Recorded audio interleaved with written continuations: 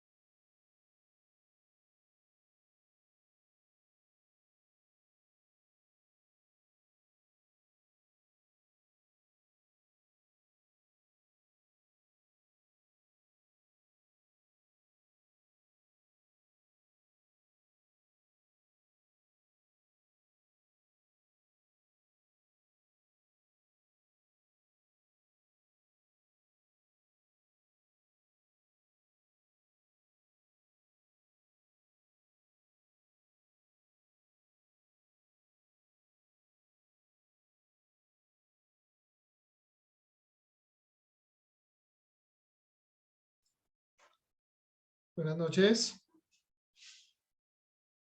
Doctor, buenas noches, ¿cómo le va? Doctor, buenas noches. Profesor, ¿cómo está?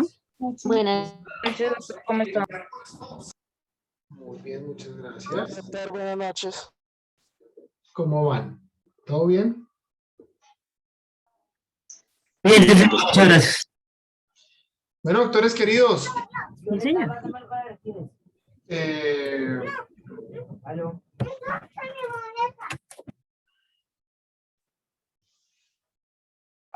¿alguien echó un vistazo a el librito?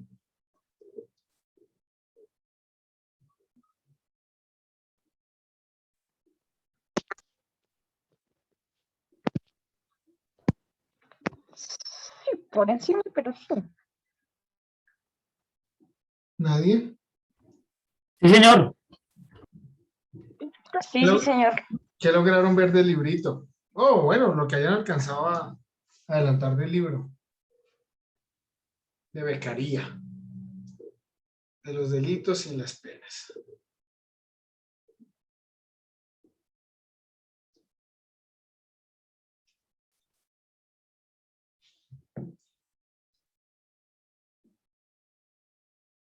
Doctores, ¿ninguno? Bueno, ese nos hablaba, ahí nos hablaba el filósofo Cesare, es que no me acuerdo el nombre, espérate que yo lo apunté. Chévere becaría.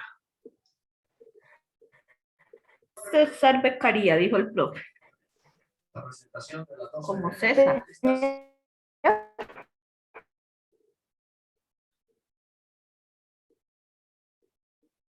¿Aló? ¿Me escuchan?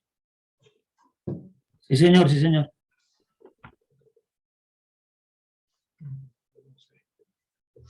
Claudia. Buenas noches, doctor. Pues en las páginas que leí decía que las leyes, al contrario de ser pacto de hombres libres, han sido causadas de una necesidad pasajera que, debiendo ser dictadas por un desapasionado examinador de la naturaleza humana, han sido instrumento de las pasiones de pocos. Decía que toda pena que no se derive de la absoluta necesidad es tiránica, y que solo las leyes pueden decretar las penas de los delitos, y esta autoridad solo debe residir en el legislador. Ningún magistrado, bajo pretexto de celo o de bien público, puede aumentar la pena establecida contra un ciudadano o un ciudadano. El interés de todos está en la observación o cumplimiento, entre paréntesis, de los pactos útiles al mayor número de personas. Ahí está saliendo un gran mensaje. Todo se reduce en penas proporcionales, humanismo al derecho penal, y la obligatoriedad de regirse por el derecho positivo, el escrito. No dejar al libre albedrío de los señores jueces que apliquen lo que se les da la gana. Eso es, más o menos. Gracias. Eduardo, Hugh, ¿cómo estás? ¿Cómo te ha ido? Doctor, con la muy buena noche. ¿Cómo está usted? ¿Cómo me le va? Gracias a Dios. Yo busqué por ahí un resumen, aunque pues ya hace muchos años había tenido la fortuna y el placer de haber leído al maestro Beccaria. En una parte que tengo acá que dice que condena abiertamente el uso de la tortura, eh, del resto de la barbarie. Por lo demás, es de utilidad bastante dudosa para esclarecer la verdad. Las penas no deben ser despiadadas para que una pena surta efecto. Basta que el mal que procura supere el bien que nace del delito. Todo lo demás es superfluo y por lo tanto tiránico. Dice él por ahí en su capítulo 12, doctor. Importante, las torturas. Sistemas aplicados hace años con la finalidad de obtener información.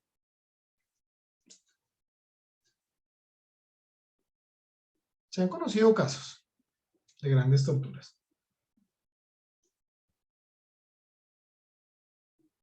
siempre quienes la aplican con el precepto de el fin justifica los medios. Y yo considero que no están así.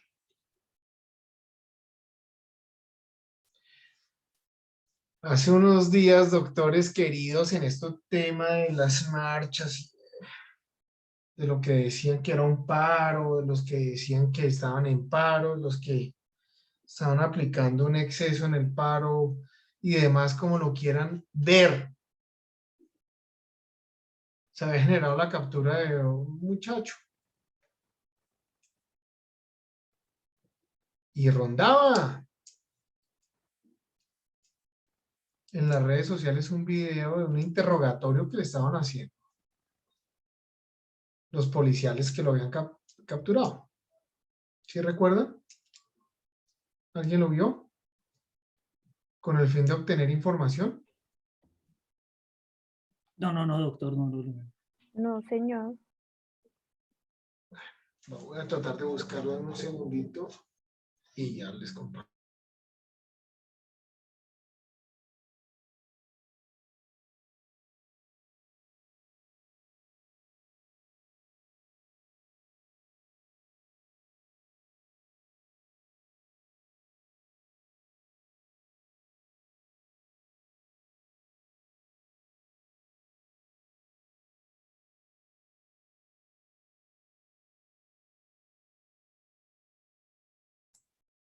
Profe, mientras que lo busca por ahí, no lo he leído, pero sí lo guié un poco y me llamó mucho la atención una parte en donde hablaba él sobre que no estaba de acuerdo con la pena de muerte, sino más bien con una pena larga, porque que se primero iba en contravía al contrato social de Rousseau y segundo, él decía que, o sea, ¿con qué fin se hacía este tema de una pena capital si era una pena instantánea y no había, digamos, que una sanción, algo que realmente lo sintiera, sino que era mejor una pena larga y que de esa manera pues también era una medida coercitiva para las personas porque les iba a dar mayor temor una pena larga de una restricción de su libertad a larga medida que no la pena capital, porque pues eso era rapidito y ya. Perfecto. No lo estoy encontrando, pero bueno, luego les comparto.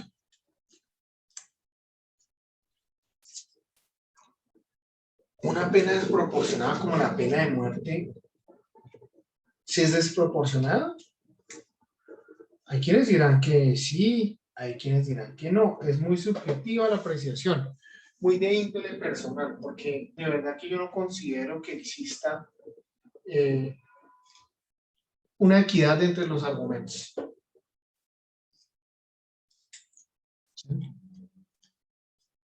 Es muy difícil calificar en qué evento sí opera una pena de muerte. El caso es que por fortuna en Colombia no está operando una pena de muerte.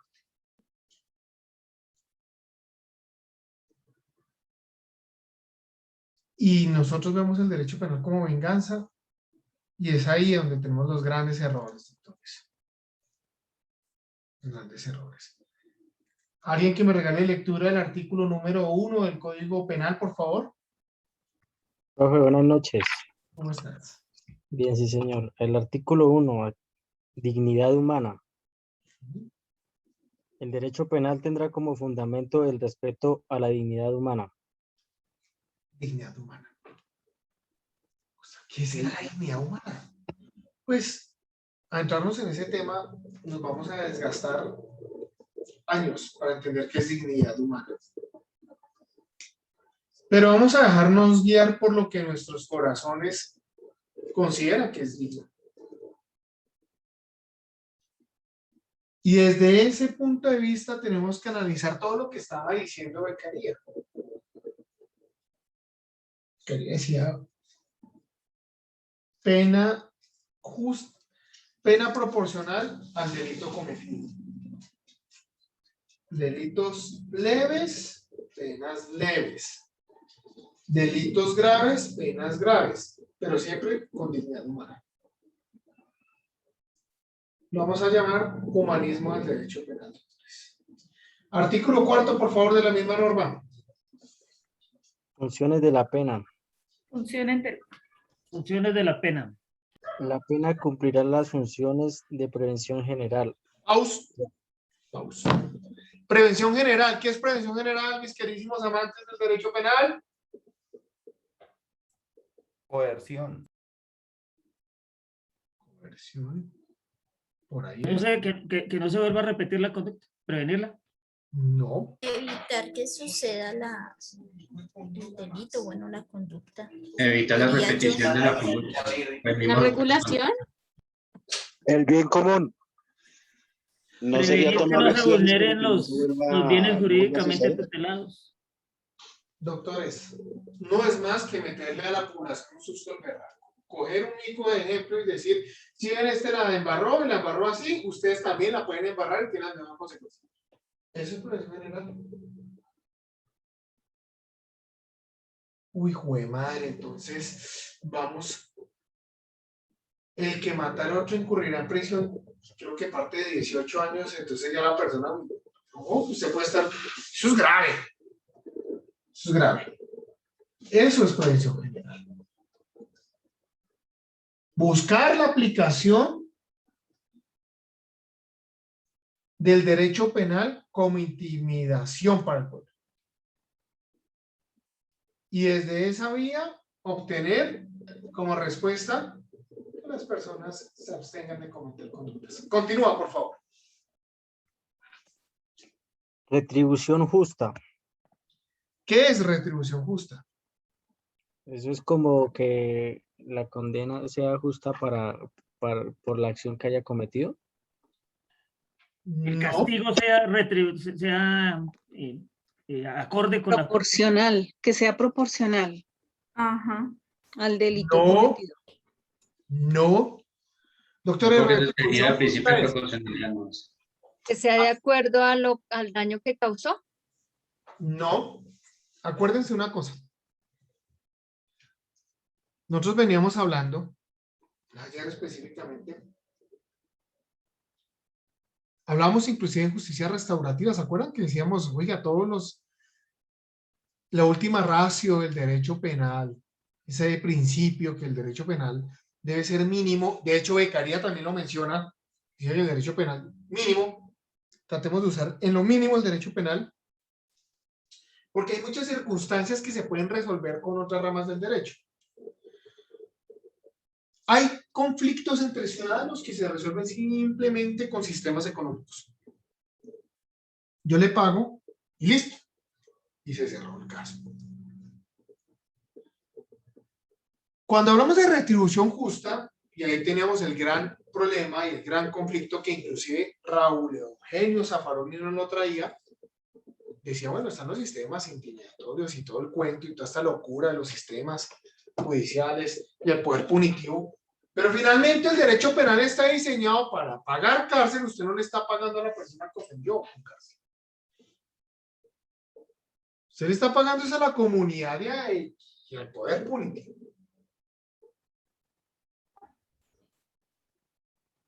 Y a la persona ofendida, ¿cómo le está pagando? Pues ahí viene también esa arandelita de buscar una retribución justa.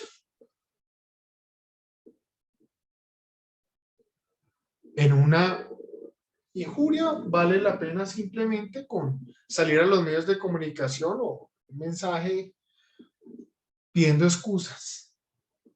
Y con eso tenemos perdón, admitiendo errores. Y con eso tenemos. Pero en una estafa de 10.000 millones de pesos, pues doctores, ¿cómo es? Con plata. Con plata. Sin embargo, doctores, si el doctor Eduardo se tumbó los 10.000 millones de pesos, mis queridísimos amigos, y lo condenan y no tiene con qué pagar los 10.000 millones de pesos porque los gastó en Hawái con unas chicas, pues doctores, entonces ¿qué vamos a hacer? Lo metemos en una caldera y lo quemamos porque ya, aparte de la condena, no va a tener con qué darnos plata. No. No se puede. importante para el derecho penal es lograr esa judicialización. Y de esa vía, esa retribución justa va encaminada a que pague pena. Que ya después en temas de ejecución de penas, precisamente, va a tener algunos inconvenientes, claro que los va a tener doctores. Sí. ¿Me van a preguntar, ¿usted indemnizó a las personas? Perfecto. Lo mismo, en el sistema de justicia premial, cuando él acepta cargos, por ejemplo. Le van a preguntar, papito hermoso, venga para acá. ¿Usted pagó? No. Y es que creo que es el 349, 359 del Código de Procedimiento Penal. No me acuerdo. Ahorita no me acuerdo exactamente. Todo basado desde una sentencia de los famosos hermanos Nulli, que dijeron, aceptamos cargos, nos hacemos los pendejos, nos quedamos con la plata, buscamos descuento punitivo y le dijeron a la corte, ustedes tienen que devolver el 50% y garantizar la devolución del otro 50%. El incremento patrimonial injustificado derivado de la conducta. Si no, no hay descuento de pena. Y desde entonces, pues se cayó. Eso es como decir a David Murcia, devuelve la plata que tumbó. Sí, pues todo lo que gastó en yates, en carros, en peleadas, en restaurantes y demás, pues esta plata gastaba públicamente. ¿Listo? Entonces todo hace parte de un conjunto. Javier. Profe, yo tengo una consulta. O sea, digamos que yo estoy de acuerdo, pues en gran parte con todo el tema de que pues, el derecho punitivo no debería ser la solución para adelantar cierto tipo de, pues, o sea, para darle solución como a los actos que comete una persona, porque finalmente no está reparando a la víctima, sino simplemente está castigando a la persona. Y pues digamos que yo veo, por ejemplo, que cuando Mocus estuvo de alcalde, él sí buscaba como otra forma de hacer ese tipo de sanciones que eran más como educativas, pero finalmente generar resultados. Pero ¿hasta qué punto se puede como manejar ese tipo de derecho sin tener en cuenta el derecho punitivo? O sea, sin tener en cuenta, o sea, ¿de qué manera se puede empezar a retribuir esas víctimas o de qué manera se podría juzgar? Porque si no, llegaría a un punto en que todo el mundo, pues al ver que pues no va a recibir una pena, se sentiría como favorecido por la justicia y sentiría como un tema de liberación y pues como de facilidad de poder ejecutar como dichas actividades ilícitas, ¿no? Lo siento así, no sé cómo se podría, o sea, de qué manera se podría juzgar o de cierta manera castigar si finalmente la persona que cometa esas conductas no permitidas sin llegar a que todo lo convirtamos en derecho punitivo. Cuando una persona es llevada a una jurisdicción civil por una demanda de carácter civil, obviamente, y se profiere una sentencia de carácter condenatorio, pues una persona que se judicializó en ese sistema y un juez profirió una sentencia y se cumplió. Eso es aplicar derecho. Pero, por ejemplo, si firmamos con Jason un contrato de compraventa y le compro un Ferrari que tiene nombre. Entonces, yo le digo, pues venga, tómele, la unos 100 millones y los otros 1.400 se los entrego dividido en 6 pagos. Y nunca le pago. Porque Jason tiene que acudir al derecho penal a decir que lo estafaron o que le robaron el carro. ¿Fraude a resolución judicial? No. ¿Por cuál es la resolución judicial? Ninguna. Ahí lo que hay es, doctores queridos, pues un incumplimiento contractual, doctores. Así sea un contrato verbal el que yo haya celebrado con ellos. O sea, también debería ir a la justicia civil. Va para la justicia civil. Pero es que ese es el problema, que todo lo tenemos llevado al derecho penal. Todo. Y ahí está, por ejemplo, el escenario que nosotros estábamos hablando ayer, con todo esto de la pandemia, de la violación de la medida sanitaria. Cuando uno mira la violación de la medida sanitaria en el Código Penal, pues es muy básico. Y ahí viene una figura a entrar en gran juego, y es lo que conocemos hoy en día como el tipo penal en blanco. ¿Y qué es un tipo penal en blanco? Pues es el tipo, es el delito, para que lo entendamos de otra manera, que está en nuestro Código Penal, que la simple vista de la simple lectura no va a arrimar a una situación clara. Por ende, obligatoriamente nos tenemos que remitir a otra disposición legal para comprender cuál es el complemento. Y entonces miramos y vámonos a la disposición normativa con relación al COVID. Y vamos a encontrar que cuando estábamos encerrados, el que salía, papito, le clavaban su multa. ¿Cierto? Entonces, la persona que salía tendría que ser investigada por el delito de violación de medida sanitaria. La respuesta es no. Y lo vimos con el caso Claudia López. Con su señora esposa las encontraron en un carulla mercando en plena... Pues ella, Claudia, siempre hace hacer lo que se le da la gana, pero es su manera de ser. Pero entonces ya estaban pidiendo la oposición de ella que unas 9 cadenas perpetuas y demás, porque así somos, usamos el derecho penal como una herramienta disparándole a la cara a los otros. Doctores, bastó con pagar la multa, doctores, bastó con pagar la multa que se genera como consecuencia del decreto, de la violación del decreto emitido por el gobierno nacional, y terminó la circunstancia. Pero lo peor de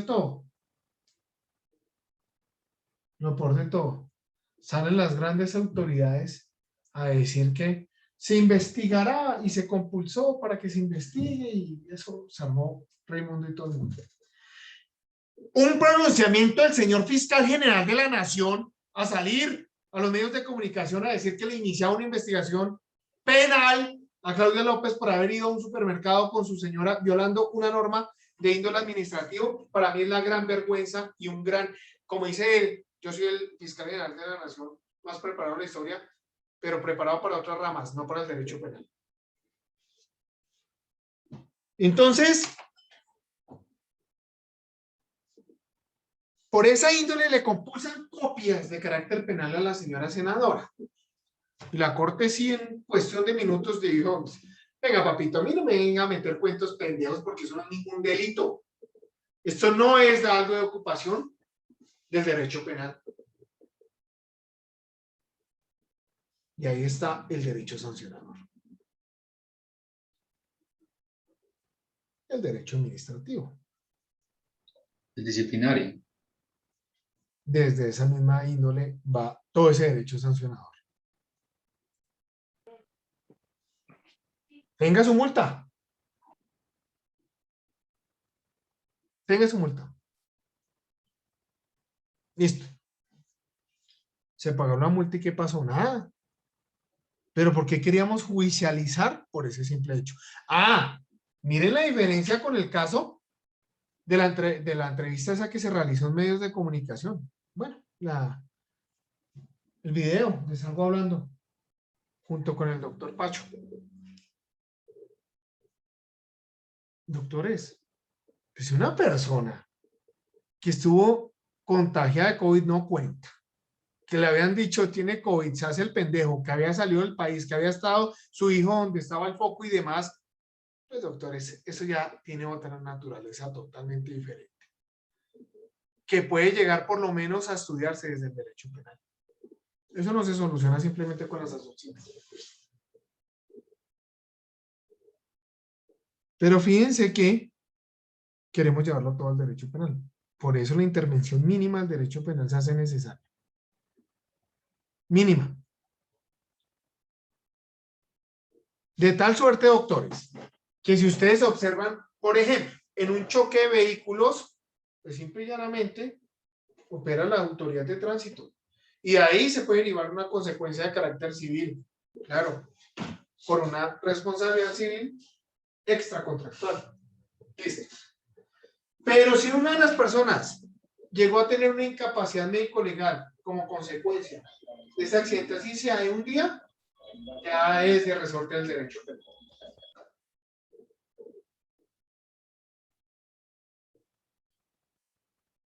En una oportunidad, alguien me dijo, pero pues que nos volvió nada el carro y no es justo, y pues, fuimos a la fiscalía y no es justo, y pues dijeron que ahí no había nadie cerrado en el caso y no es justo. ¿Por qué no es justo? Porque no nos han pagado. Y pues, ¿usted quién dijo que el derecho penal es la herramienta para cobrar platas? Intervención mínima del derecho penal. Continuemos con el artículo 4, por favor. Prevención especial, profe. Pause. Prevención especial. Prevención general, el pueblo. Prevención especial, la persona que se encuentra judicializada. Para que ese delincuente no vuelva a cometer delitos. Reflexión y digamos, yo la amarré una vez, no la amarré 2 veces. Sufro castigos y demás, y demás, y demás, y demás, y demás, y demás. Esa es la función de la prevención especial. Es eso a lo que se refiere la institución. Continúa, por favor. Reinserción social y protección al condenado. Reinserción social. Gran tema de debate. Reinserción social. ¿Qué es la reinserción social? Integrarlos otra vez a la sociedad, profe. No te entendí, perdón. Integrarlo otra vez a la sociedad. A la comunidad, sí. Es un fin de la condena. Readaptabilidad hacia la sociedad. Estamos viendo que es un fin de la pena, claro. Reinserción social, pero ¿cómo es? Porque si nosotros observamos la persona, cumplió la pena y vuelve a la sociedad. ¿Reinserción social? ¿Es eso? No, profe, la reinserción social se ve desde el punto de vista de que al pospenado o al que está a punto de terminar la pena, se le dé mecanismos para que pueda involucrarse en una vida activa, ya sea laboral y socialmente. El INPED, o en este momento la Secretaría de Gobierno Distrital, en Bogotá maneja un tema de Casa Libertad que encamina a todo este tipo de población de un tipo de protección constitucional a que genere espacios diferentes para que no vuelvan a delinquir. Claro, sin presupuesto, Víctor, ¿no? Porque presupuesto nunca hay para ello. Sí, señor, el tema ha encaminado que, digamos, las alianzas de este tipo de programas son más que todo privadas. No es por echarle flores a Tostado, pero es una de las empresas que más apoya este programa, brindando que las personas que hayan tenido un tipo de condena puedan vincularse laboralmente con ellos. ¿Tú trabajas con la alcaldía o con UPEC? Yo trabajo con la Secretaría de Educación y en este momento el colegio en el que trabajo se encuentra el programa de Casa Libertad. Entonces me ha tocado involucrarme con todo el tema de qué es Casa Libertad. Ok. ¿Alguno de los presentes trabaja con el IPEC?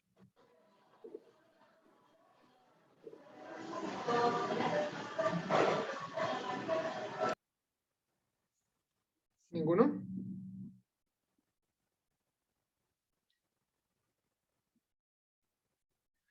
Me regalan 2 segundos, por favor.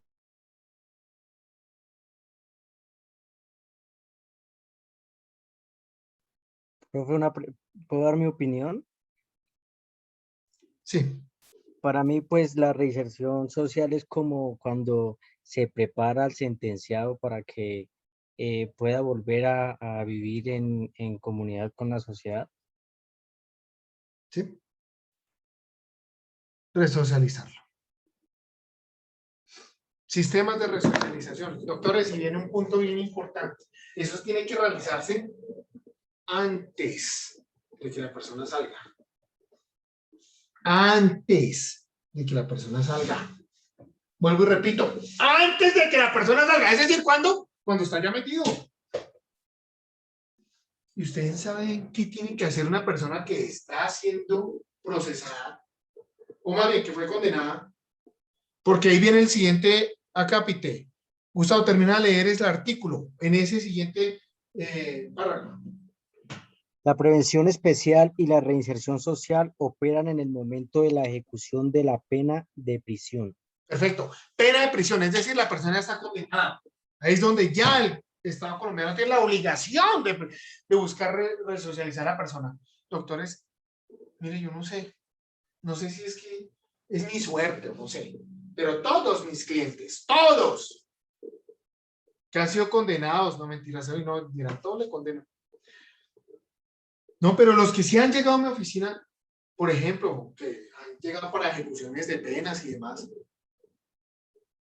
Doctores, qué casualidad que absolutamente todas las personas con las que yo tengo contacto, que tienen una condena encima y que se encuentran en un penal, pues doctores, todos tienen que pagar para acceder al sistema. Para que los dejen o estudiar o trabajar al interior del penal. Los cupos son limitados. Es decir, no todos tienen derecho a entrar al sistema.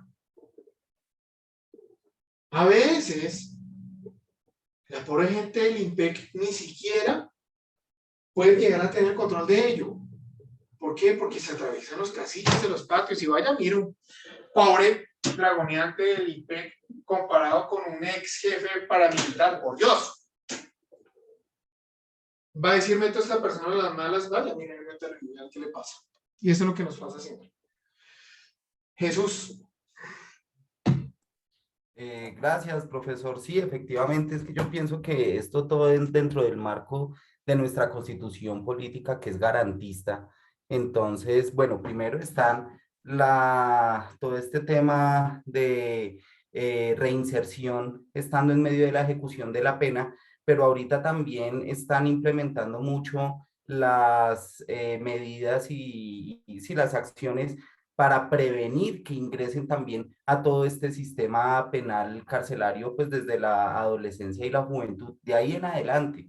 Entonces, supongamos aquí en Bogotá hay entidades que se encargan precisamente que si ya el pelado llegó al sistema de responsabilidad penal adolescente, entonces pues empieza a estudiar, empiezan a hacer todos estos procesos, digamos que de resocialización, pero además de eso también se les garantiza, como usted menciona, unas pocas prebendas para que las personas, unos pocos cupos, perdón, para que estos jóvenes entren a estudiar en la educación superior. Pero cuando lo pueden hacer, es pagado en su totalidad con el compromiso, pues que terminen y pues esto va a cubrirles únicamente hasta que son mayores de edad. Era eso, profe, gracias. Uno a veces se queda atónito con todos estos temas, pues. La norma escrita y más incumplida del mundo es esa.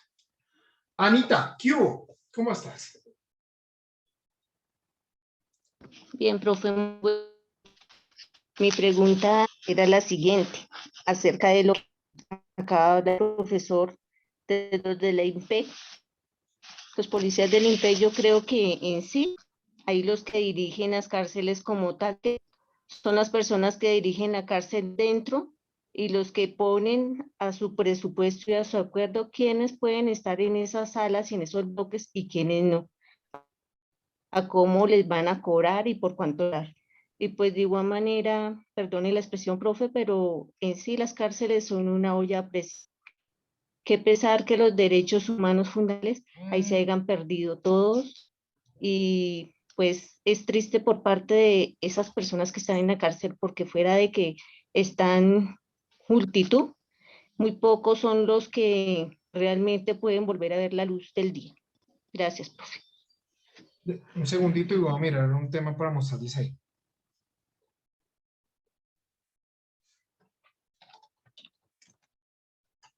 Con relación a lo que está connotando la compañera.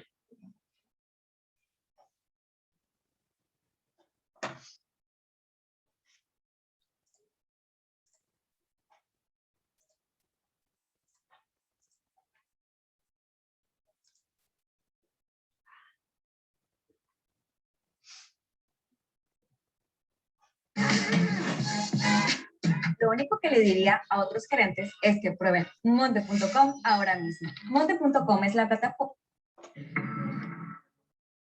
Cuando se habla de cárceles, lo primero que se viene a la mente son rejas, muros grises, espacios reducidos, violencia, drogas, incluso hasta tratos inhumanos. Pero por increíble que parezca, existen prisiones que se asemejan más a un hotel de lujo. Tal es el caso del penal de máxima seguridad en Escocia, HMP Ariguel. Tiene una capacidad para 800 reos, únicamente varones, y cuenta con habitaciones de lujo, sala de juegos, biblioteca, entre otras comodidades. Fue abierto en 2008 y en este lugar no se interesan por el encierro de los criminales, sino por el de su reinserción con un sistema de aprendizaje y construcción de habilidades para el trabajo. En Austria, el Centro de Justicia Lieben, más que una cárcel, parece un spa. Fue inaugurado en 2004 y sus instalaciones de vidrio, madera y hormigón son más parecidas a un moderno centro de negocios. Los 300 convictos que se encuentran ahí cuentan con habitación, cocina, televisión y baños privados, accesos a áreas comunes, canchas de básquet y gimnasio. La prisión de Milton Hilton en Otago, Nueva Zelanda, es conocida por su calidad de vida. Cada preso cuenta con televisión y habitación propia. En las áreas comunes tienen pantallas planas y un gimnasio. Además, los reos en este lugar pueden aprender ganadería, electricidad y cocina. En Suecia, la cárcel de Sollentuna fue abierta en 2011 y tiene espacio para 240 presos. Además de las comodidades previamente mencionadas, se atiende personalmente la salud de los reos. Cuenta con el servicio de 175 empleados entre personal médico, seguridad, administrativo y de cocina. Pero la que realmente parece un viaje de vacaciones es la prisión Bastøy, ubicada en una pequeña isla de Noruega. Es un penal de mínima seguridad. Alberga a 100 presos, los cuales viven en una casa de campo tipo cabaña y trabajan en una granja. Ellos pueden pasear a caballo y hasta ir de pesca. Y donde de plano ya no necesitan cárceles es en Holanda. Sus centros penitenciarios están tan escasos de reclusos que tienen más policías que reos. Incluso, la tasa de criminalidad se redujo tanto que optaron por alquilarlas a otros países.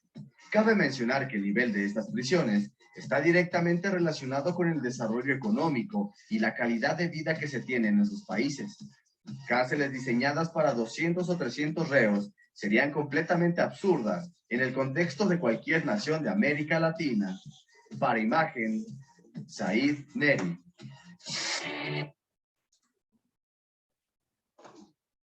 Doctor Víctor. Pues, profe, primero hacerle una aclaración a la compañera Ana Iberia, que los guardianes son un cuerpo de custodia y no pertenecen al sistema policivo. Y segundo, de lo que usted está hablando de que es la teoría del panóptico que se maneja todavía en países tercermundistas, que es que ellos deben estar bajo el sometimiento de alguna persona, es lo que está cambiando a países desarrollados, porque ellos ya lo buscan de que ellos se sientan prisioneros y no se sientan personas que puedan tener un derecho diferente al actuar. Es decir, toda aquella persona que si comete un delito no se condene por el delito, sino que se le dé una segunda oportunidad. Por eso el lema de Casa Libertad, segundas oportunidades. Víctor. Reinserción social y protección al condenado. ¿Cuál de ellas dos cumplimos en Colombia?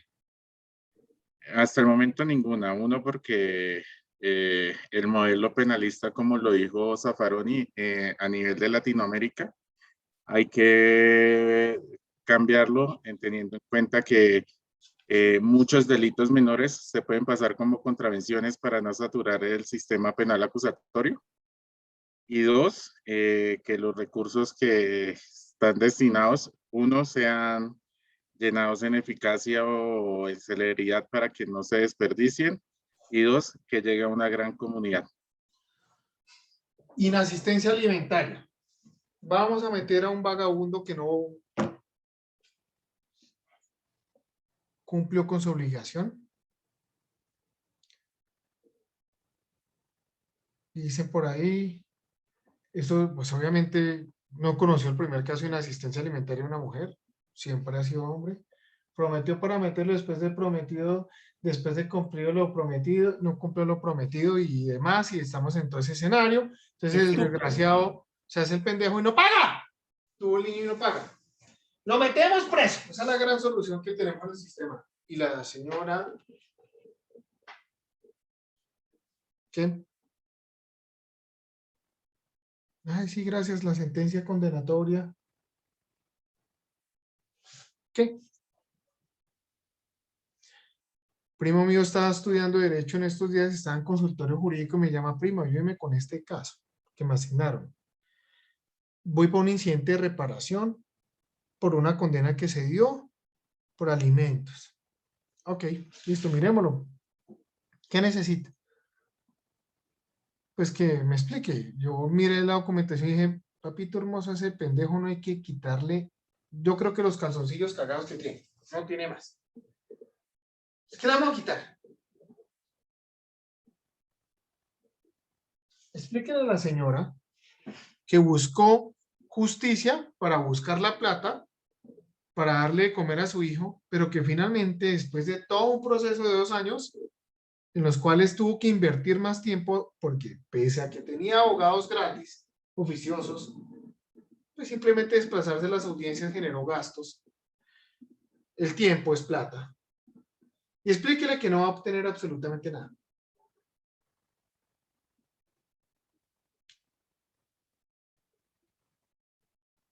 El modelo tiene que cambiar en ese tipo de conductas. Pero ya lo estamos visualizando. Ya estamos haciendo. La política con ese nuevo proyecto de ley es, vamos a meterlos dentro de un banco de deudores alimenticios. Y así como data crédito, papito hermoso, usted va a estar ahí. Una circunstancia que más va a doler.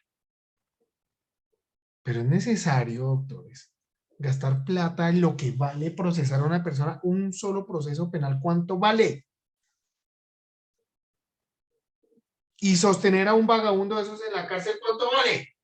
¿No podemos coger y ahorrarnos una platica y construir buenas cárceles? Ah, pero es que nuestro corazón está tan dañado que si llegan a condenar a una persona y mandarla a una de esas cárceles de spa, pues nos sentimos ofendidos como pueblo colombiano. Porque nosotros, si pudiéramos, los matábamos. ¿Cierto? Pero como no podemos matarlos, pues queremos verlos haciendo popó en un huequito, en una esquina, durmiendo en pasillos. Eso es lo que nosotros queremos, que sufran. En una oportunidad estaba representando a una señora y yo les comenté, murió su hijo. Logramos, en total creo que fueron 6 personas capturadas. Uno de ellos y el que menos participó en la conducta él iba era para un hurto, no para un homicidio, y uno de estos vergajos se extralimitó y mató al muchacho. Y ella, el papá de ese muchacho le pidió perdón. Y él no lo aceptó. No le acepto el perdón que me está ofreciendo. Usted tiene su hijo y lo va a poder a visitar por lo menos los domingos a la cárcel. Yo no tengo a mi hijo. ¿Quién dijo que esa es la manera? Y bajo esa premisa, ella me decía, es que quiero que se pudran en la cárcel. Y ahí es donde vamos a encontrar los problemas del derecho penal. Usamos derecho penal como venganza y eso no es. Nos falta todavía, tenemos mucho taparrabo para desprender este tipo de ideas en las cabezas. Wendy.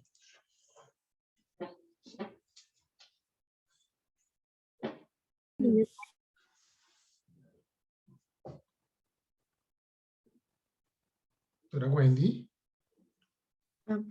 Buenas noches, profe. Profe, no, yo quería, con respecto a lo que comentaba Víctor, pues yo he tenido la posibilidad de estar muy cerca a población carcelaria y a los programas que se desarrollan con el propósito de resocialización. Y pues digamos que mi percepción es diferente porque estos programas no son sostenidos en el tiempo y lo que hacen son como acciones muy como paliativas, entonces no responden a las necesidades reales de resocialización. Nosotros, yo pues trabajé en unos convenios con el Buen Pastor y uno evidenciaba que realmente esos programas llegan a muchas instituciones a ofrecer posibilidades de, digamos que de resocialización, pero esa posibilidad de que estén gran parte del tiempo pues no se da. Y la otra cara de la moneda era cuando uno tenía la posibilidad de conversar con las internas y le contaban a uno también que pues ellas estaban allí y cometían a veces delitos de manera, eran reincidentes, porque allí por lo menos tenían un lugar para llegar, para dormir, para comer, Y eso, por doloroso y increíble que suene, es una realidad, lo decían muchas. Y entonces, pues, no sé, yo creo que sí, también como sociedad ofreciéramos otra oportunidad, unas garantías mínimas, esas dinámicas no se darían. Y mira, sale una persona después de purgar una pena y se acerca mucho a Dios y se vuelve muy buena persona. Aprende sus errores, se vuelve una persona dispuesta a tragarse el mundo para salir adelante. ¿Dónde demonios trabaja? A ver, de los presentes, ¿quién levanta la mano y dice yo le doy empleo? Ninguno. Y ojalá que salga por ahí por un hurto. A ver si le van a dar empleo. Porque como sociedad estamos vueltos nada. Pero también tenemos derecho a desconfiar, obvio, con todo lo que está pasando. Diego, ¿usted qué rango tiene, hermano? Doctor, buenas noches. Sargento viceprimero del Ejército colombiano. O sea, ¿eso se le dice mi primero o no? Sí, señor, es correcto, doctor. Mi primero. ¿Cómo vamos? Bien, doctor. No, muchas gracias ahí por la oportunidad de hablar. Doctor, no, aterrizando el tema un poquito con respecto a lo que nos ha explicado, estaba como enfocándome y profundizando en lo que han dicho algunos compañeros, lo que usted nos ha explicado con respecto al poder punitivo, que cuál sería la decisión mirándolo desde mi punto de vista, ¿no? Donde no existiera el poder punitivo del Estado, ¿sí?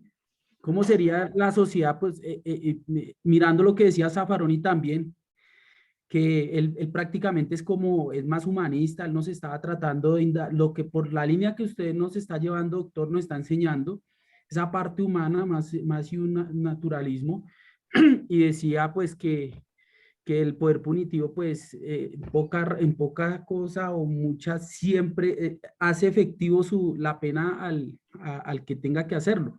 Entonces yo ponía ese ejemplo, imagínense donde no existiera el poder punitivo en este momento, ¿sí?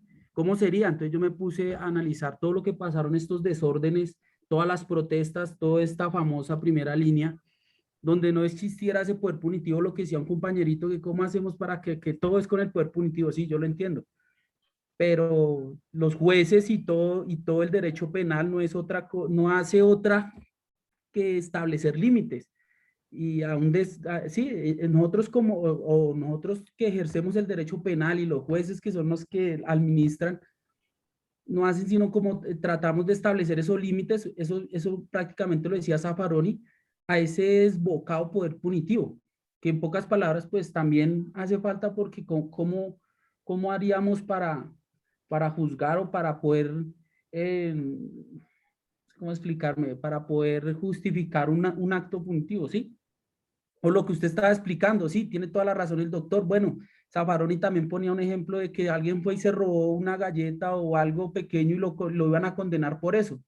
Pero es que no hay más dogmática, no hay más norma y con eso es lo que uno ve que toca ejecutar. O sea, tenía ahí como esa controversia, doctor, porque es necesario el poder punitivo, pero si hay otra opción o otra razón, deberíamos como hacer una reforma a la justicia, que eso también es lo que han dado propuestas y han enfocado de la reforma a la justicia, ¿no? Miren, hay varios temas ahí para uno enfocarse con eso, doctor. Muy importante. No es que deba desaparecer el poder punitivo, desde luego que no, siempre tiene que estar presente. Esa prevención general debe aplicar, claro que sí. Pero nosotros los colombianos somos muy arriesgados y eso no le tenemos miedo a nada. A nada. Y además entre otras vainas. ¿Cuál es el delincuente que está pensando en cómo va a pasar la prisión después de que lo cojan? La mayoría de los delincuentes están pensando en cómo, si los llegan a coger, evitarla. Eso saben hasta más norma que uno. Claro. Listo. Evitarla. Evitarla. Pero cojan cualquiera. Miren. Cojan las estadísticas de los últimos capturados por homicidios. Y pregúntele a ellos. ¿Usted sabe cuál es la consecuencia? Pues cárcel. Pero ¿usted sabe qué pena podía enfrentar? No. Entonces la prevención general, ¿qué? ¿Cárcel o la pena? Entonces, lo que yo refiero es, en vez de estar metiendo a todo el mundo a la cárcel, metamos los delitos que sí merecen estar en cárcel y démosles tratamiento a ver si mejoramos un poquito la sociedad. Doctor, eso era lo que decía Zaffaroni, él decía tal cual lo que usted está diciendo ahí, pero ahí es donde toca aplicar entonces la reforma en la justicia. No, Porque fíjate si que no hay que, pero no hay que tener reforma a la justicia. Bien, el tema es el siguiente. El tema es preparar bien a nuestros fiscales. Porque sí que, y se lo digo en calidad de funcionario, hay unas bestias. Pero hay unos que dan cátedra, que tipos para quitarse el sombrero. ¿Y sabe cuál es el escenario? Pues que el derecho penal es para abogados penalistas. Y en este país permitimos que el fiscal general de la nación no sea penalista, pues desde ahí ya empieza a contar. Porque es que si usted mira los requisitos para ser fiscal local, 2 años de graduado de derecho. Para ser fiscal seccional, 4 años de graduado de derecho. Sí, doctores, ustedes están en una academia para que aprendan y salgan a la vida a escoger bien las ramas. Se supone que saben aprender un poco de todo. Pero ¿están preparados realmente para ser fiscales con 2 años de experiencia en qué? Yo creo que para ser fiscal se deberían mínimo tener, además de ese requisito de los 2 años, contar con 2 especializaciones mínimo. Una en constitucional o derechos humanos y otra en derecho penal, necesariamente. Necesariamente.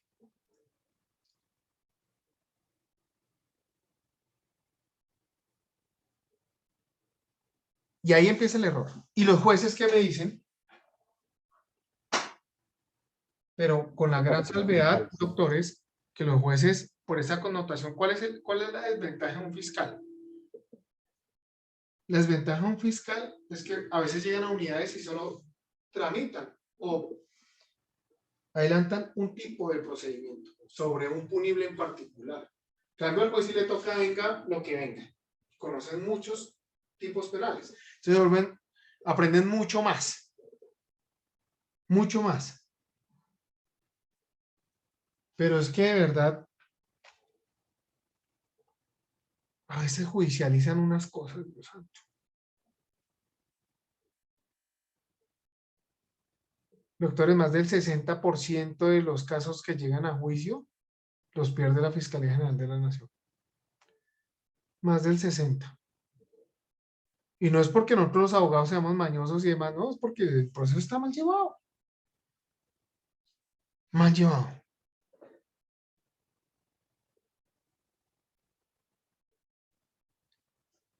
Derecho penal, por si las moscas, viejo Víctor. Profe, ya como para terminar, es que, digamos, aquí más que el cambio a un sistema, es el cambio a la sociedad. De que porque una persona no cometa una falta, no lo encasillemos.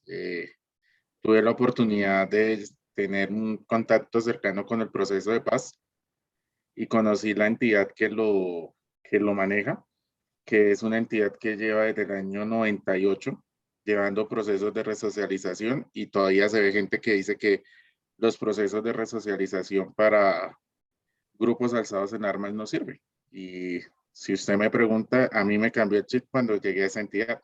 ¿Por qué? Porque uno se da cuenta de que el 90% de esa población estaba metido en ese cuento por miedo.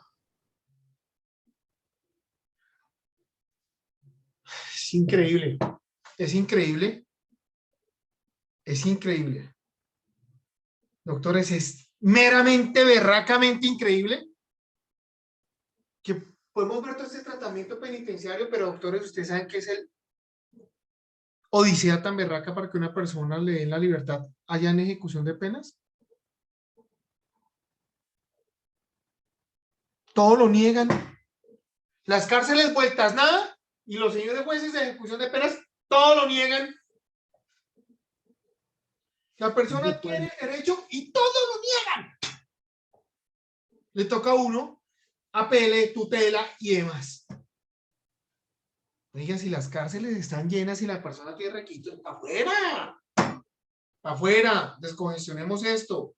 Organicemos rápido la casa. Pero si todo lo niegan,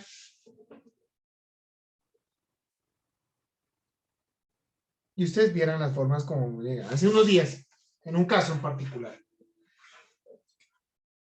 ya que existió condena, pues ya puedo hablar del caso. Un cliente me dice, doctor, es que tengo un chicharroncito, pero ese proceso yo creo que podemos ganar. Yo, ¿cuál es el chicharroncito? Es que me cogieron con una platica entrando al aeropuerto. Yo vení, ¿cuánta platica era y de dónde venía? No, venía de tal país y traía $1 millón. ¿Qué? ¿Cómo demonios trae $1 millón? Pues unas bajitas y pegado al cuarto. Yo no lo estoy entendiendo. A ver. Usted me está hablando que usted trae una platica de $1 millón y está libre. Sí, no me judicializaron, pero después de 11 años ya me imputaron y estuve preso y salí por una libertad por vencimiento de términos y demás. Doctor, en ese caso no lo vamos a ganar. ¿Por qué? No, porque tengo como demostrar que la plata me la habían prestado a otro lado de manera legal. ¿Ah, sí? ¿Y quién le prestó? Pues la otra acusada. ¿Cómo así que la otra acusada? Si es que también le imputaron. Pues si le imputaron fue porque dieron cuenta que no tenía legal cómo demostrar la plata. Y yo. No, doctor, pero eso sí. No me engañe. Sí, no me engañe y no se engañe.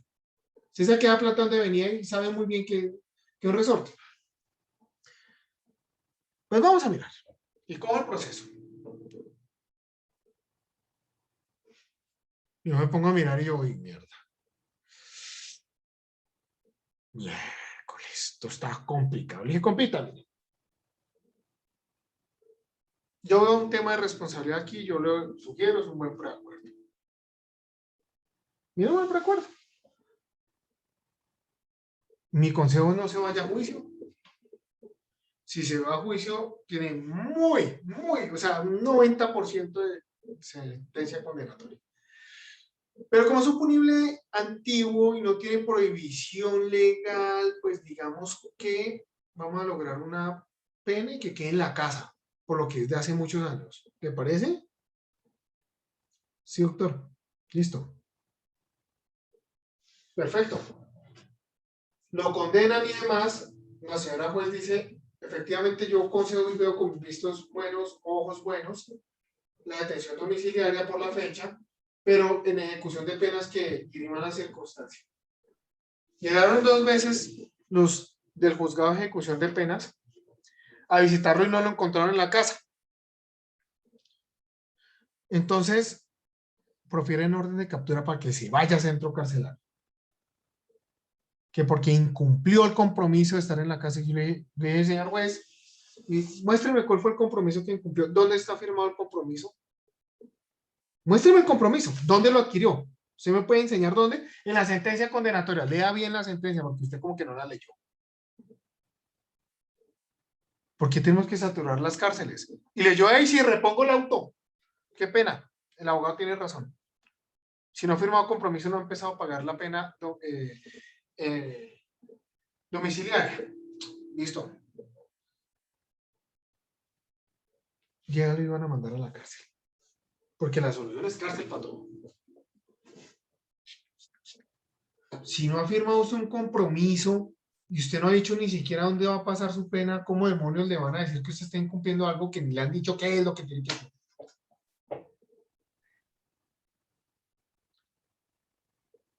Las herramientas jurídicas las tenemos. El ego también lo tienen todo. Por eso les digo, doctores, si ustedes trabajan en un juzgado, sean mejores cada vez. Vamos a ayudar. Andar sin SOAT era algo que hacíamos todos los días y valía huevo. Ya las cámaras como que están jodiendo un poquito con el asunto, ¿no? Nos toca así que nos den látigo, nos den látigo. Evasiones de impuestos y demás, porque estamos como buenos latinoamericanos, mirando la trampa siempre sin querer, doctores, en muchos eventos. Pero el hecho es que esa prevención general no funciona en Colombia, ni siquiera viendo este tipo de documentales, doctores.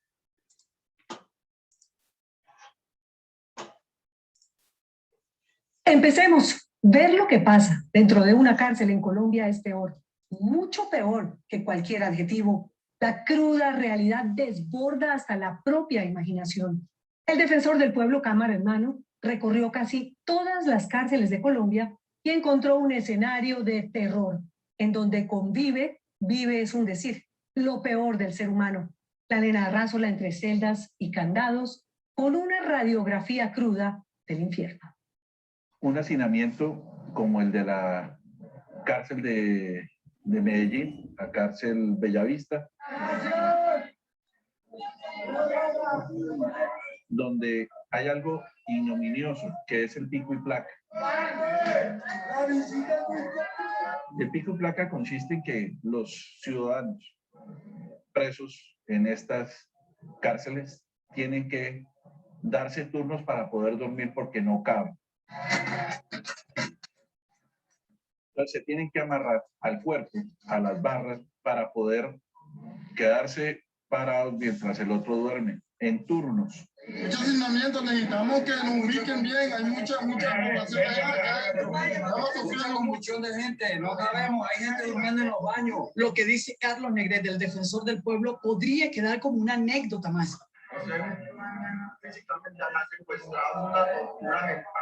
Pero estas imágenes parecen copiadas de sus palabras. No solo pasa en la cárcel de Bellavista, también aquí en la sede de la Fiscalía de Medellín, donde el hacinamiento no da para más.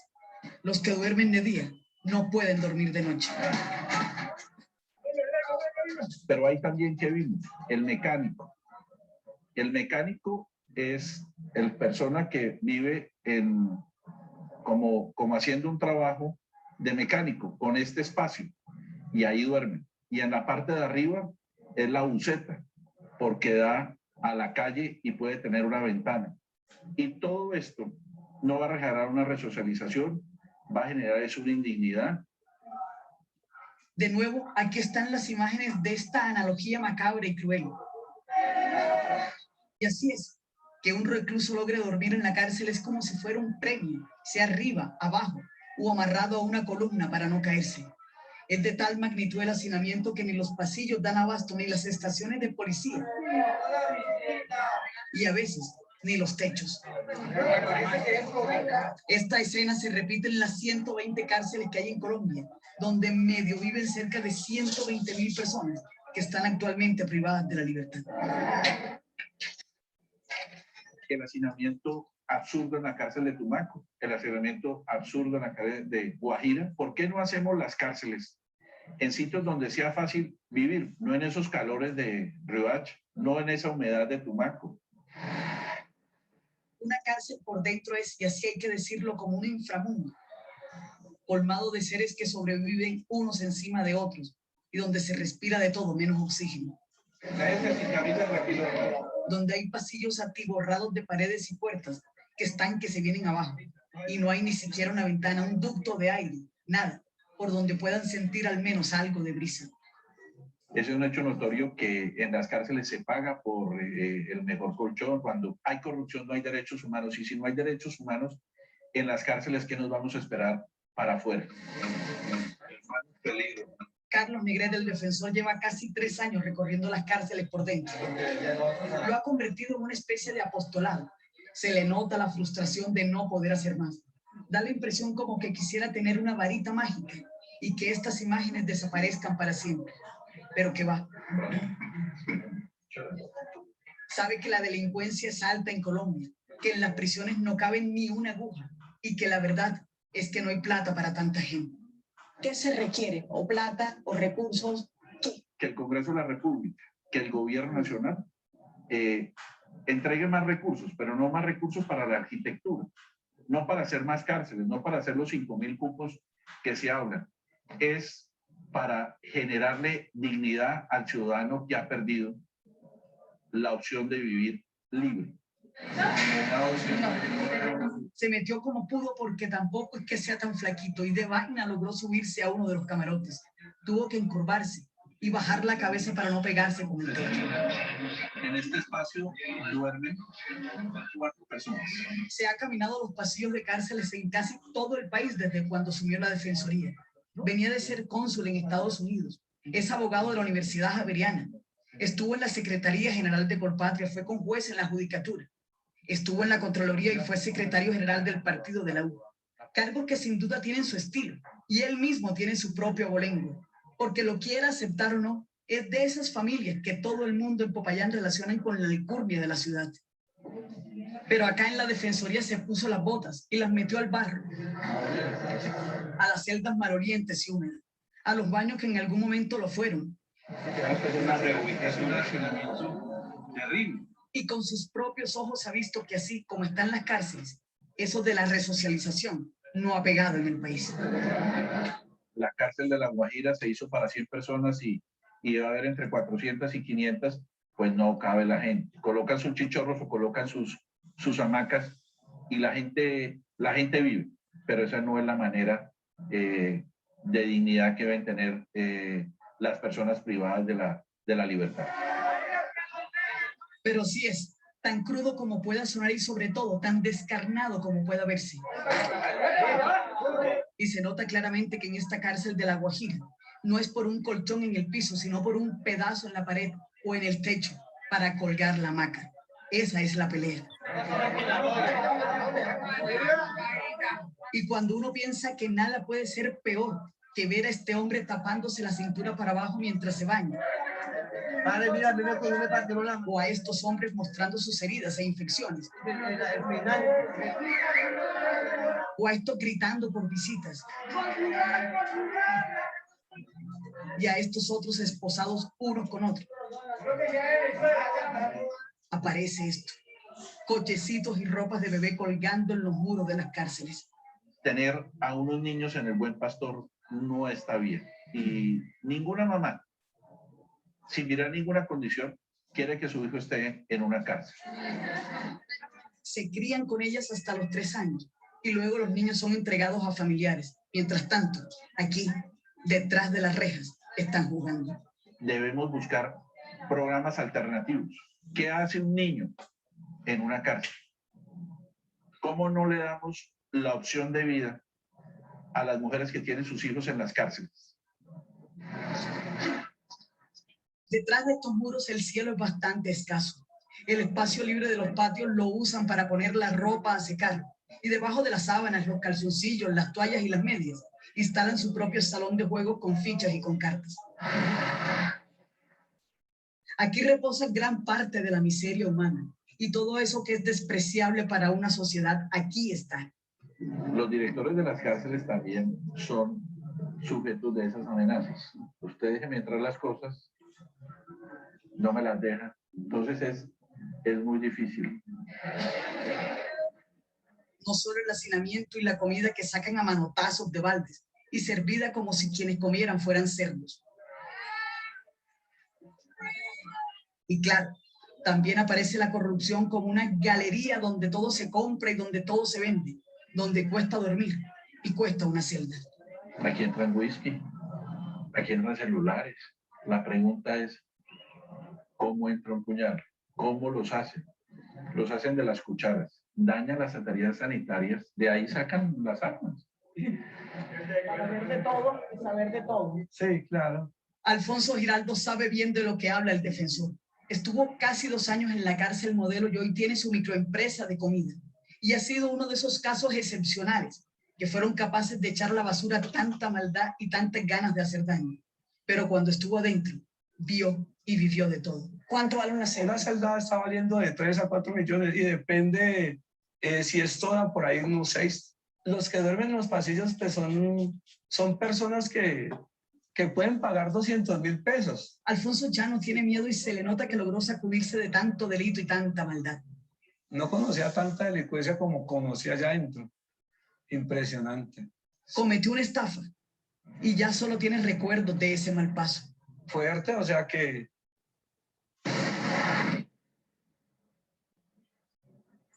la publicidad.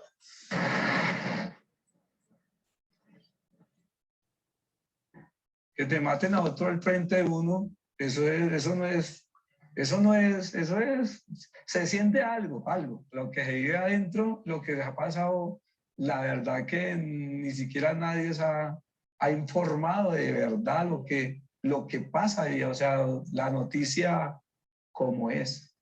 Logró salvarse de miles y tiene intactos los recuerdos en la modelo. Hay gente allá que no quisiera salir porque ganan muchos millones.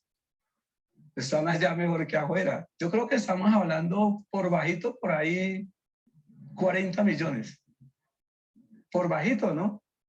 Es algo impresionante. Supo de castigos de los que ni la guardia se enteraba, aberrantes y dolorosos, y todo por incumplir unas reglas internas inventadas al acomodo de los jefes de los patios, que son casi siempre delincuentes con un enorme recorrido criminal, que se imponen a como de lugar. Castigos como a la madrugada meterte en el tanque y golpearte, pegarte con un palo, no dejarte respirar. Hay pasillos que aíslan a la gente, los sacan, no los dejan hablar con nadie. Es un control delicado. Las cárceles están con un manejo administrativo por parte de los políticos y unos grupos económicos. Feynman Pérez es un líder sindical del IMPEC. Conoce por dentro y por fuera lo que pasa y sabe que el hacinamiento es la raíz de muchos de los males. Estamos al 54% de hacinamiento en las cárceles del orden nacional. Digamos, en las cárceles de la costa, más que todo, hay cárceles que tienen hacinamiento hasta del 400%. Imagínese una cárcel con el 400%. Eso ni siquiera en la cabeza cabe cómo usted va a convivir o va a tener unas personas en unas condiciones medianamente dignas. Ni siquiera medianamente. El hacinamiento en las cárceles es terrible y eso genera cosas como un caldo de cultivo para las enfermedades. Digamos, puede ser una simple virosis o una virosis que da con diarrea y todos los internos se enferman. No tenemos los médicos, no tenemos el personal, no tenemos los equipos para llevarlos a una atención más especializada. Una epidemia está a la vuelta de un patio o simplemente con respirar cualquier cosa se les pega, se infectan y se propagan.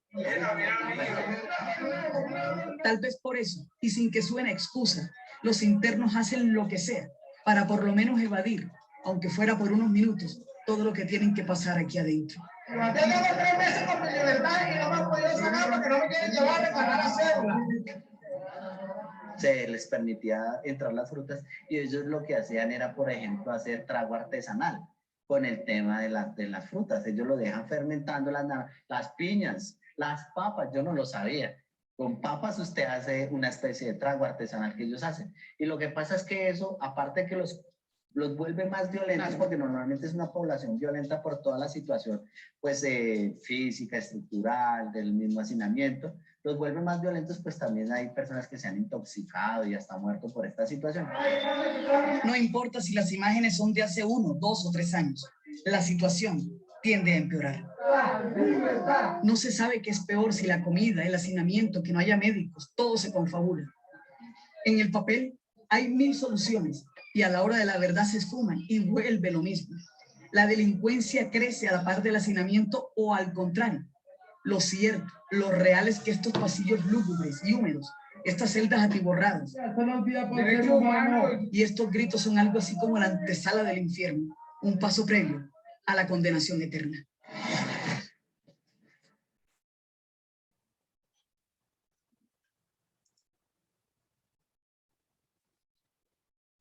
Y cuando están los inocentes ahí, doctores,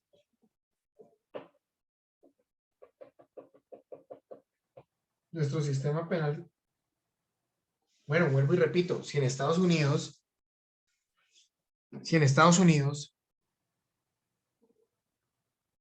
logran condenar a inocentes y luego de muchos años reconocen errores, un sistema tan robusto y avanzado, acá que estamos con las uñas, doctores.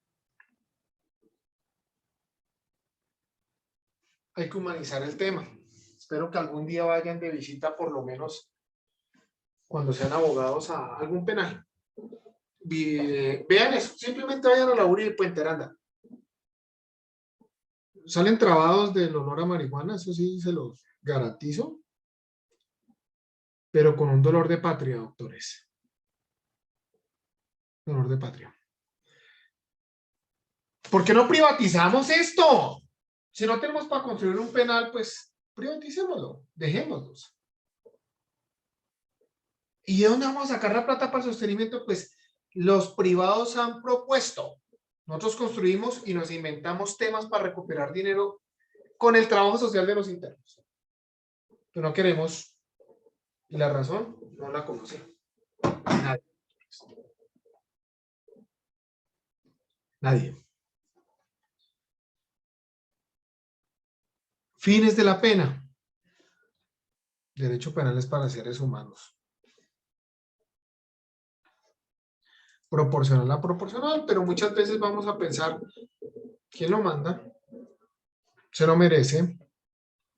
No le importa. Hasta que algún día ustedes o algún familiar de ustedes le toca estar allá y ahí sí van a sentir el tramacazo. Entonces, doctores, a lo que voy es, pues, hagamos o vamos a ejercer cada una de las labores siempre con ese humanismo, ¿sí? Trabajenlo desde la fiscalía, desde la judicatura, desde la defensa, buscando siempre ese humanismo.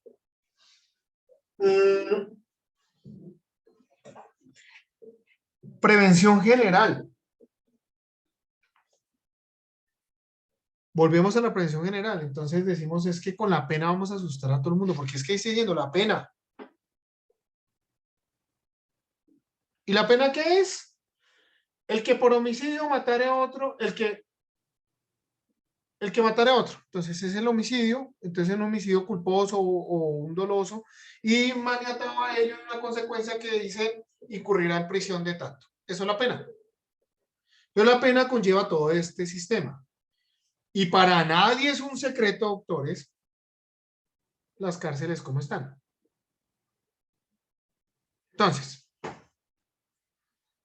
un violador y asesino de niños sabe que puede enfrentar una pena de 60 años y que lo va a pagar allá en ese asqueroso sitio.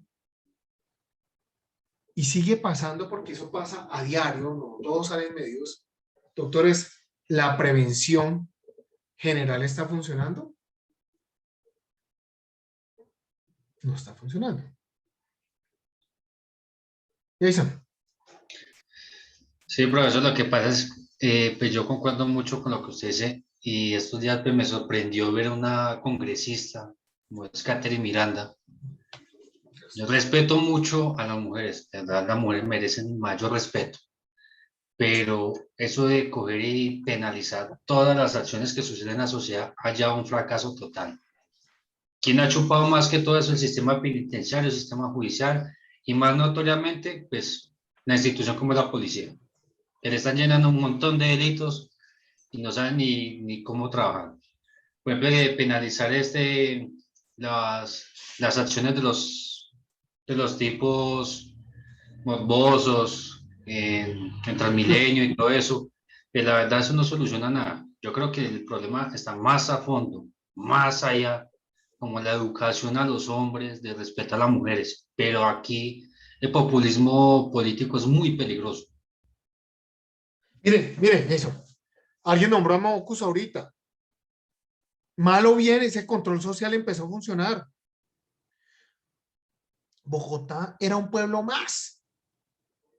No se respetaban las señales de tránsito. Hoy en día no se respetan, pero o sea, ya la cultura cambia. Uno ve una persona que se está pasando a pie por un lugar prohibido, cruzando una avenida, y uno ve que el conductor del carro dice, ¿quién lo manda a mandarse ahí? Y le tira el carro. ¿Cierto? Así es que pasa. Pero no tenemos la educación de decir, la está embarrando, pero tiene que prevalecer el derecho humano. Yo voy en el carro, freno, así la está embarrando el gato. Si simplemente en esa circunstancia tan simple lo estamos viendo, pues vamos a agrandarlo.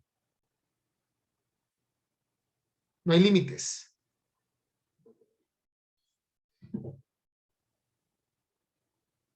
Catherine Miranda sale con su teoría de feliz la cadena perpetua para violadores y asesinos de niños. Feliz que los vamos a encerrar. Entonces le preguntan, y acá viene el gran punto, doctor.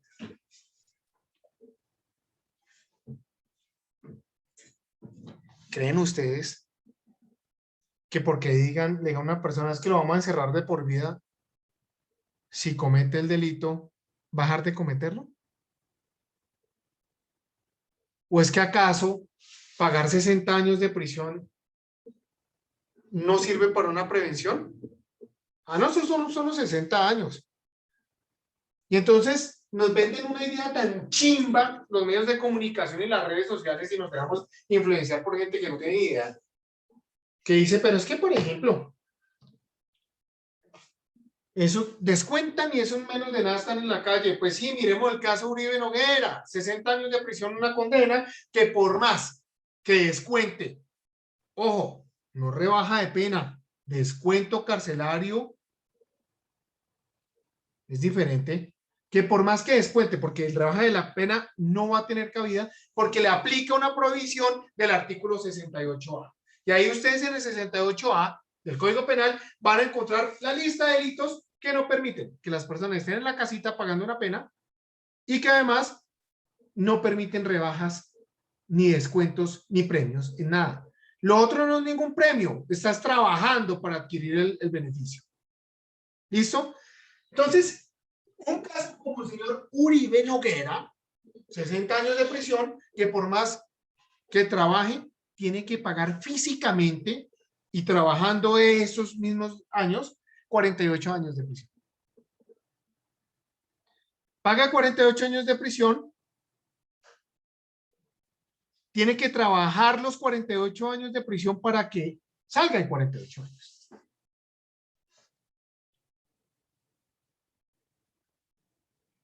Listo. Entonces la solución, ¿cuánto le vale al Estado colombiano sostener este bellaco? Un reguero de plata. Pero ¿cuánto vale sostener al Estado colombiano los inocentes que están en las prisiones? ¿Cuántos procesos no merecen una medida de aseguramiento? Y las imponen. ¿Cuántos procesos en una gradualidad? Porque si lo estamos viendo, para delitos simples, penas simples, para delitos graves, penas graves. De esa misma índole tenemos que pensar en la medida de aseguramiento. Para delitos simples, pues medidas simples. No, pero nos encanta pedir prisión por todos los fiscales. Ojo, penitenciaría es diferente a cárcel. Una cosa es cuando hay pena penitenciaria. Y otra es medida cautelar, en medida de aseguramiento en las cárceles. Pero ya ni siquiera eso se respeta, porque ya en cárceles hay condenados y demás, porque es que no damos abasto. No damos abasto. Entonces, ahí viene otro tema. Antes estábamos judicializando personas simplemente con la sospecha, ¿cierto? Pero la sospecha la vamos a llamar en nuestro sistema penal como un hecho indicador. Y vamos a poner el ejemplo del hecho indicador. Como ustedes saben, Jason tiene un Ferrari. Como lo veíamos connotando, el tipo va en su carro. A toda. Atropella a un parroquiano y lo deja tirado y se va. Con tan mala suerte que cayó la placa del vehículo en el lugar de los hechos. Morrison, gran investigador criminalístico, empieza y se le asigna el caso. Llega al lugar de los hechos, va al levantamiento y encuentra la placa del vehículo. Averigua en el sistema y encuentra que hay un propietario. Doctores, el hallazgo de esa placa en el lugar de los hechos, ¿qué indica? Que Jason cometió el delito, ¿cierto? ¡No, doctores! ¿Quién dijo? Lo único que indica es que Jason es el dueño del carro. No más. Jason es el dueño del carro. Eso es lo que vamos a determinar, un hecho indicador, doctores. ¿Listo? Pero Morrison con esa no se queda, y como es un tipo experimentado, pues se va una cuadrita más adelante y ve que Jason se baja del carro después de haber cometido el accidente, una cuadra adelante, se baja del carro y se pone la cabeza. Ya quedó individualizado, ya se puede mostrar que además de la placa, pues ya se ve el video donde está él. Doctores, eso se determina un hecho jurídicamente relevante. Hecho jurídicamente relevante. ¿Listo? Sí, señor. Ahora bien, antes condenábamos con solo prueba indiciaria, es decir, con hechos indicadores. Decíamos ya más de dos o tres hechos indicadores da responsabilidad penal. ¿Quién dijo? Por eso hoy en día la responsabilidad tiene que ser más allá de cualquier duda razonable.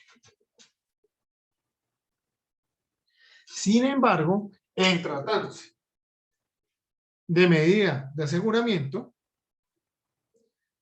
la cosa ahí sí cambia. Artículo 308 del Código de Procedimiento Penal. Y por allá dice, cuando de los elementos materiales probatorios o evidencia física se pueda inferir, sospechar, creer, razonar, que el imputado puede llegar a ser autor o partícipe de la conducta, y siempre y cuando se cumpla uno de estos fines constitucionales. O sea que allá sí, con la prueba indiciaria, pueden guardar a una persona. Y ahí está otro sistema totalmente diferente, porque no estamos hablando de pena, pero que indirectamente sí va a afectar a la pena. ¿Por qué? Si llenamos las cárceles de personas que gozan aún de presunción de inocencia porque están en sede de medida de aseguramiento hasta ahora, pues va a requerir mucho recurso para esa vía y vamos a descuidar los penados. Desgaste de personal del IMPEC para esta vía, descuidando lo otro. Y así viceversa, siempre. Ahí está el punto, doctores. Doctores queridos. Entonces decimos la prevención general. Miren, si en este país no dejan de cometer delitos viendo las cárceles como están, y así creamos, le guste a quien no le guste, las penas en este país son certeras. Quien siempre dice que no es certero es porque no conoce el sistema.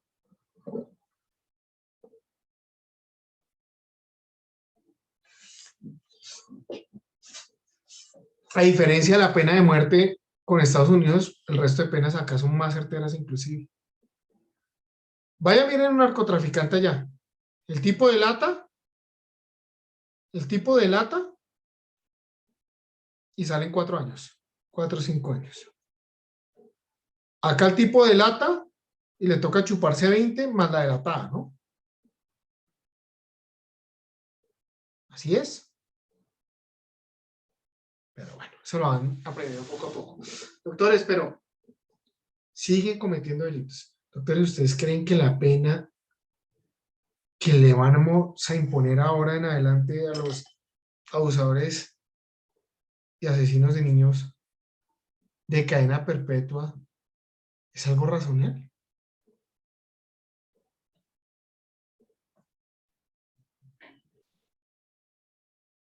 Finalmente no soluciona nada porque ya el hecho está ejecutado y ya al niño nadie le va a resarcir el daño que le hizo esa persona. Lo que hay es que prevenir y prevenir que eso ocurra, proteger a los niños efectivamente y a esas, sí, prevención, no llenar la cárcel y aumentar esas penas que finalmente él allá va a estar 60 años, 40 años, bueno, no sé, o por siempre, pero bueno, ya el daño está hecho. No, yo sigo diciendo que es una medida absurda y créame, doctor, que si aquel que le ha tocado bailar con la fea va a ser la Corte Constitucional. Claro, sin lugar a El que, dudas. el que le ha tocado chupar los platos rotos. No, nada de todo el mundo. Luisa, usted citó ahorita a la doctora Miranda. Usted le Lo que preguntaba. pasa es que Catherine Miranda sacó un proyecto de ley en la cual, y la aprobaron, la cual queda como delito esas actuaciones de hombres en los Transmilenios, un sistema masivo que hacía acciones como tocamientos y todo eso. Y las penas inclusive no superan los 4 años, o sea, son delitos escarcelables y que van a coger a suturar el sistema penal. Meter Claro, otro delito. pero ella cuando el tema de la cadena perpetua, pues salió muy feliz. Pero eso, todo el mundo, la mayoría de los políticos salieron felices. Hasta el presidente salió feliz. Pero eso va a tocar en la Corte Constitucional. Yo sé que va a decir, no, señor, aquí no se sirve eso. Lo único que yo les digo es que hay un ser humano que es catalogado como un monstruo y comparto la apreciación, llamado Uribe Noguera, que está rogándole al cielo que la Corte Constitucional despache desfavorable la demanda de inconstitucionalidad que presentó el Colegio de Abogados Penalistas en cabeza de mi gran hermano Andrés Felipe Caballero. ¿Por qué? Ese tipo adoraría, hubiese amado haber sido condenado a una cadena perpetua, doctores. ¿Saben por qué? Porque nos engañaron. Lamento informarles, doctores.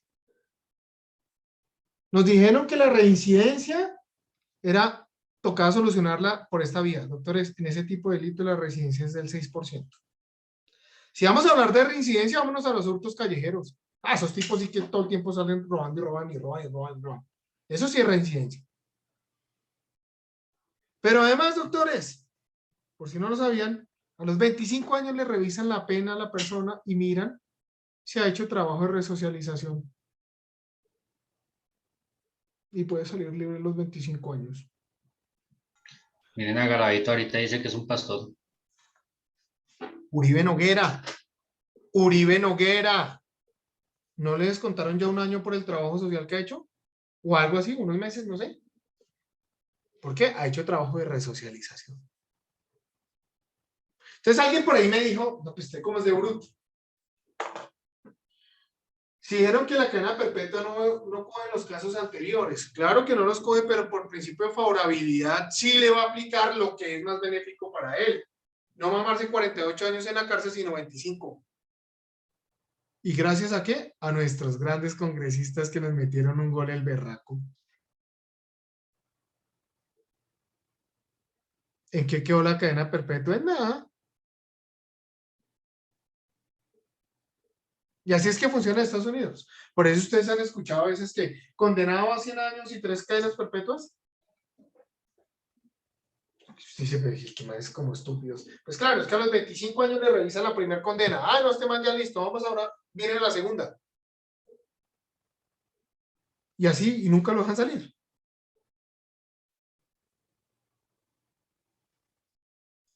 Simplemente porque, ¿saben qué señala? Entonces llegan y señalan. Por eso, y me dijo alguien en una oportunidad, que espero nunca el derecho penal le toque en la familia ni siquiera. La solución es matarlos. Pena capital. Matarlos. ¿Y la solución para qué? Cuénteme qué se va a solucionar con ello. Pues no vuelven a violar niños. ¿Está seguro? Se crean miedos. A ver, si la gente le tuviese miedo a eso, o lo respetara, en realidad no existirían en China presos colombianos por narcotráfico que están esperando que los maten. Bueno, profesor, si no estoy mal, creo que Texas es uno de los estados que tiene pena de muerte y es uno de los estados que mayor tasa de homicidios tiene en Estados Unidos. Así es, tal cual. Tal cual, doctores. Tal cual. vamos a proteger a los niños ya cuando los matamos. Muy bien, muy bien. Muy bien. No tenemos ni dónde meter los presos y ahora vamos a decir que los vamos a tener de por vida. Muy bien. Protección al condenado. ¿Ustedes saben qué les pasa al interior de un penal a un abusador sexual? Los violan. Dicen que se pasan muy mal, sí. Los cascan. Les hacen de todo. ¿Y cómo lo están protegiendo?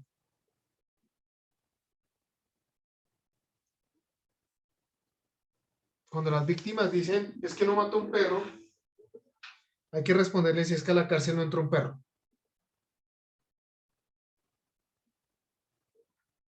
Si tiene que pagar, que pague. Pero entonces si nosotros vemos esas cárceles de lujo y vemos que sí efectivamente reduce el índice criminal, es porque algo está funcionando. ¿Saben qué es la educación, doctores? En realidad con estas cárceles lo único que estamos sacando son única y exclusivamente resentidos. Profesionalizando más los criminales. Así es. Esa es la cárcel. Artículo 34 del Código Penal, doctores. Si mal no estoy, si mi mente no me está jugando una mala. Listo, y ahí están las penas, doctores. Ahí están las penas. Unas penas principales, unas penas accesorias. Todo se va a desarrollar en ese capítulo. Lo importante es regular el comportamiento. Regular los conflictos sociales. Y lo importante es construir país, doctores, así que el compromiso de ustedes es el más berraco del mundo. Mañana continuamos viendo este escenario y ya nos vamos a tomar los temas verdaderamente dogmáticos. Necesario era estudiar esto.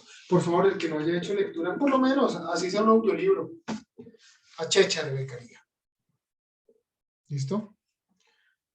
Vuelvo y repito, pórtense mal, pero no a ese nivel de que los tenga que defender en un proceso penal. Nos hablamos, muchachos. Dios los bendiga. Y que Mañana que descanses, mañana muchachos que descansen. Para todos. Gracias, doctor Felipe.